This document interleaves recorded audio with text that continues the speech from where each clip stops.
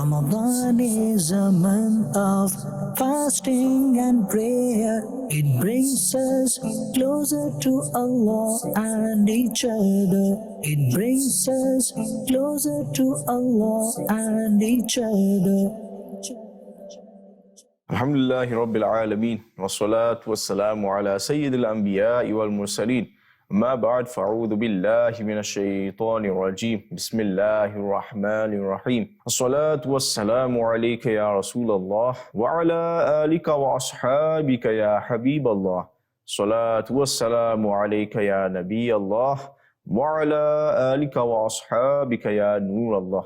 The Prophet of mankind, the peace of our heart and mind, the most generous and kind, sallallahu ta'ala alayhi wa alihi wa sallam, has stated, "Recite salat upon me in abundance. Undoubtedly, your recital of the salat upon me is a means of purification for you." Sallu ala al-Habib sallallahu ta'ala ala Muhammad sallallahu ta'ala alayhi wa alihi wa sallam. Alhamdulillah, my dear viewers, in this beautiful silsila of the blessings of Ramadan. Alhamdulillah, in the last episode, I discussed about the blessings of Eid al-Fitr. And inshallah, in this episode, I shall discuss about the Madani pose in regards to Eid al-Fitr. The Prophet of Rahmah, the intercessor of Ummah, sallallahu ta'ala alayhi wa alihi wa sallam, ordered a person to make the announcement in the whole city of Makkah, the Sadaqah Fitr is wajib. Sayyidina Ibn Abbas radiallahu ta'ala an has stated, the Holy Prophet sallallahu ta'ala alayhi wa alihi wa sallam declared Sadaqah Fitr wajib so that it would cleanse our fast from useless and immoral speech and that it would provide the poor with food. Sayyidina Anas bin Malik radiallahu ta'ala an has stated that the Prophet of mankind, the peace of our heart and mind, the most generous and kind, sallallahu ta'ala alayhi wa alihi wa sallam, has stated, man's fast remains suspended, in other words, hanging between the earth and the sky, unless Sadaqah Fitr is paid. Let's listen to some Madani powers in regards to Fitrah. Number one, paying Sadaqah Fitr is wajib for every such Muslim man and woman who is a Sahib Nisab, provided that the bare necessities of life are excluded from their Nisab, the wealth possessions. Number two, a Sahib Nisab is the one who possesses 7.5 dollars of gold, or 52.5 dollars of silver, or the money or goods equivalent to 52.5 dollars of silver, excluding bare necessities. Note that $1 is equivalent to 11.664 grams. Number three, sanity and puberty are not the conditions for Sadaqah Fitr to become wajib. If even a child or an insane person is Sahib Nisab, their guardians should pay the Sadaqah Fitr from their wealth on their behalf. Though there is the same amount of Nisab for Sadaqah Fitr as for Zakah, as stated before, there is no such condition for Sadaqah Fitr as increase in wealth and the passing of a whole year. Likewise, if there are such things that are surplus to requirements, for example, such domestic things that are not used daily, and if their value reaches the level of Nisab, Sadaqah Fitr will be wajib on account of these things. This difference between the Nisab of Zakah and that of Sadaqah Fitr depends upon the condition of a person.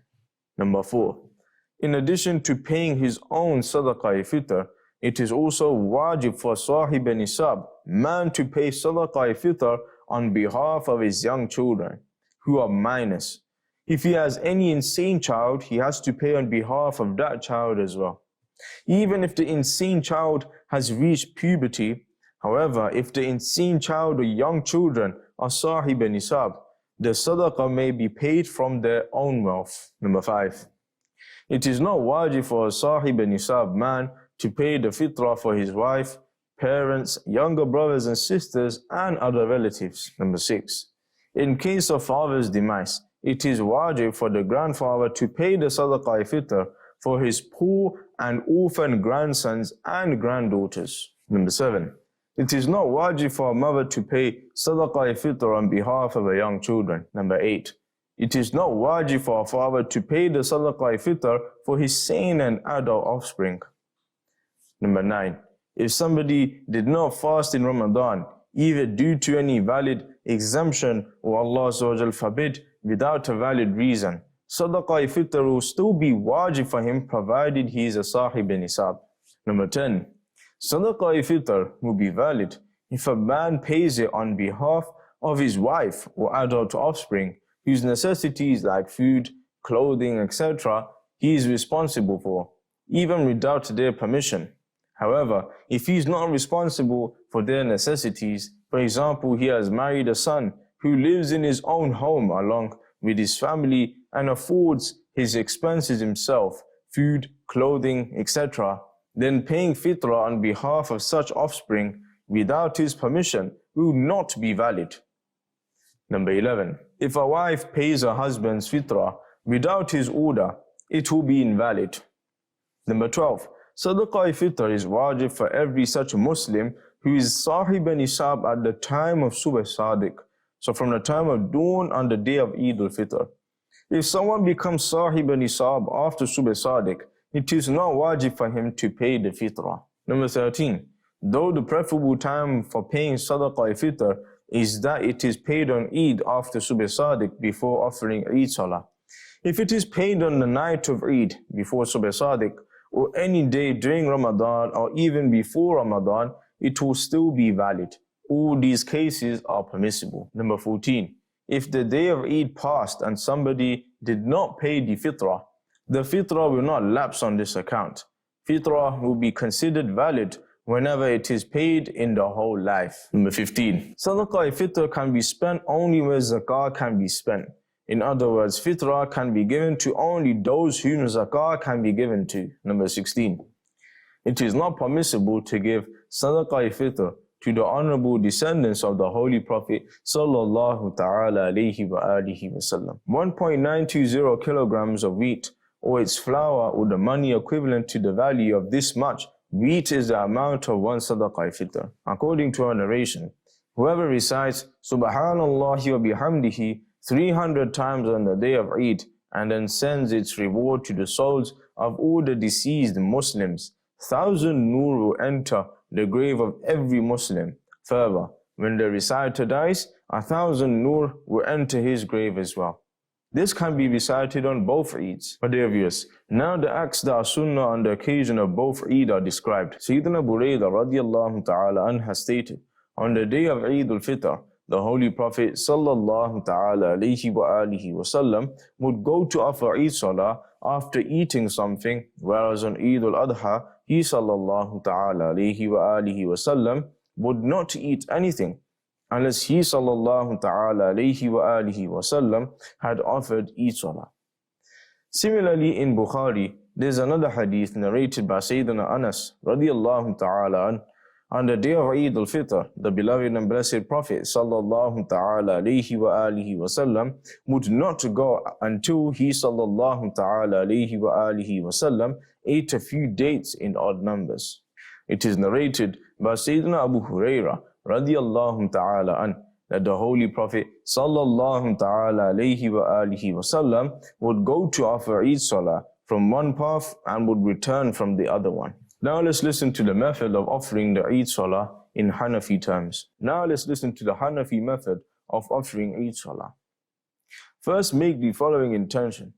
I intend to offer 2 rakat Salah of Eid al-Fitr with 6 additional takbirat for the sake of Allah Azza wa Jal following this Imam. Having made the intention, raise the hands up to the ears, utter Allahu Akbar, and then fold the hands below the navel and recite the Thana. Then raise your hands to your ears, utter Allahu Akbar, and leave them at the sides.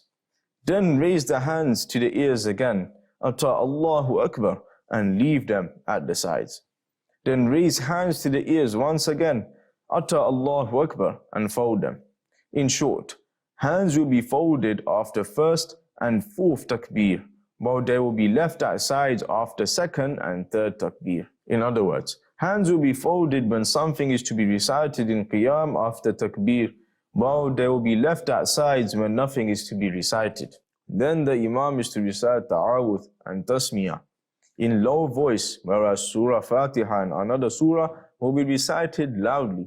Thereafter, he will perform ruku'. In the second rakat, the Imam is to first recite Surah Fatiha and another surah aloud.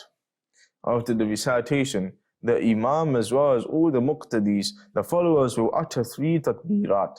The Imam would utter loudly and the followers in low voice, raising their hands to the ears each time and leaving them at sides. Then ruku will be performed with the 4th takbir without raising hands, and the rest of the salah will be completed as per usual method.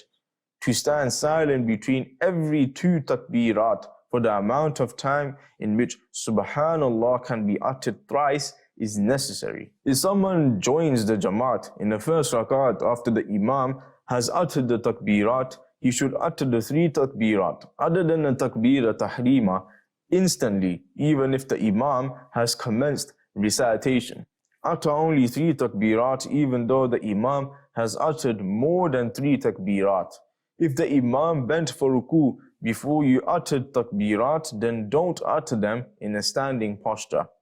Instead, perform ruku with the Imam and utter the takbirat in the ruku. However, if the Imam is in ruku and you think that you can utter the takbirat and join the Imam in ruku, then utter them. Then utter them whilst you are standing.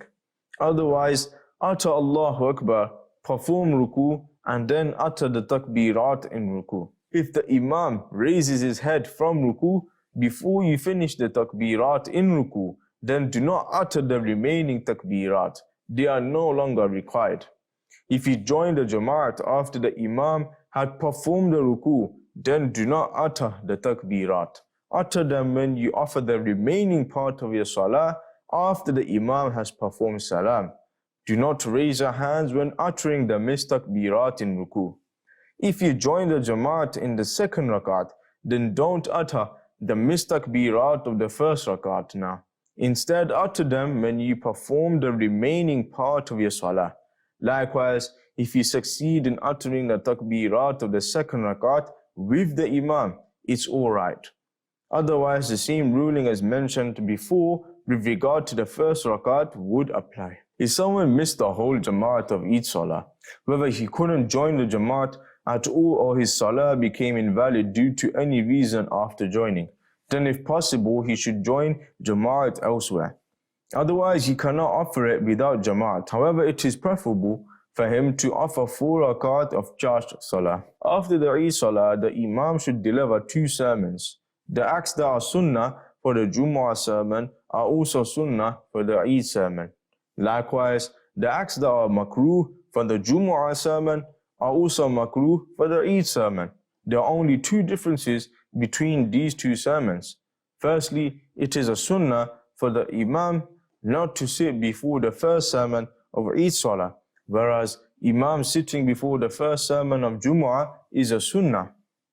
Secondly, in the Eid sermon, it is Sunnah for the Imam to recite Allahu Akbar 9 times before the first sermon, 7 times before the second sermon, and 14 times before coming down from the pulpit. While uttering these takbirat is not Sunnah for Jumu'ah sermon. Now let's listen to some of the mustahabbats of Eid. Number 1, to get a haircut. Get your haircut according to the Sunnah. Number 2, to cut nails. Number 3, to have a bath. Number 4, to use miswak. This is in addition to the one used during wudu. Number 5, to wear nice clothes, either new or washed ones. Number 6, to apply perfume. Number 7, to wear a ring. Islamic brothers are allowed to wear only 1 silver ring, which weighs less than 4.5 masha. There must be only 1 gem in the ring. They shouldn't wear the ring without a gem either. There is no limit for the weight of the gem. They are not allowed to wear more than 1 ring. Men cannot wear the ring made of any other metal except silver with the aforementioned conditions. Number 8, to offer Salatul Fajr in the masjid of one's locality. Number 9, to eat some dates in odd numbers such as 3, 5, 7, etc. before going to offer Eid al-Fitr Salah. If dates are not available, then eat something sweet. If nothing is eaten before the Salah, there will be no sin. But if nothing is eaten till Salatul Isha, he will be rebuked. Number 10, To offer the Eid Salah at a place that is designated for offering the Eid Salah. Number 11. To go to the designated place for Eid Salah on foot. Number 12. Although there is no harm in using conveyance, walking on foot is better for those who can do so. There is no harm at all in returning by conveyance. Number 13. To go to the designated place for Eid Salah from one path and returning from the other path. Number 14. To pay Sadaqah al-Fitr before the Eid Salah. This is better, but if you couldn't pay it before the Eid Salah, pay it after the Salah. Number 15. To express happiness. Number 16. To donate Sadaqah in abundance. Number 17. To head towards the designated place for Eid Salah calmly, in a dignified manner, with lowered gaze. Number 18. To congratulate each other. Number 19. To embrace and to shake hands with one another after the Eid Salah as Muslims usually do. It is a good act because it expresses happiness. Number 20. In most cases, there are the same rulings for Eid al-Adha as for Eid al-Fitr. However, there are a few differences. For example, it is mustahab not to eat anything before the Eid Salah on Eid al-Adha, regardless of whether or not one is performing the sacrifice of cattle. But if one eats something, still there is no harm. Number 21. To utter the following takbir in low voice while on your way to the designated place for Eid Salah to offer Eid al-Fitr Salah, and to utter it loudly while heading for the designated place for Eid Salah to offer Eid al-Adha Salah. The words are as follows: Allahu Akbar, Allahu Akbar, La ilaha illallahu wallahu Akbar, Allahu Akbar, walillahi alhamd. And pray to Allah Azza wa Jalla that He gives us all the ability that we're able to celebrate Eid al-Fitr in accordance to the Sunnah. And I pray to Allah subhanahu wa ta'ala that He gives us the ability that we're able to follow as many Sunnahs of Holy Rasul sallallahu ta'ala alayhi wa alihi wa sallam as much as possible. Sallu ala al-Habib sallallahu ta'ala ala Muhammad sallallahu ta'ala alayhi wa alihi wa sallam. Ramadan is a month of fasting and prayer. It brings us closer to Allah and each other. It brings us closer to Allah and each other.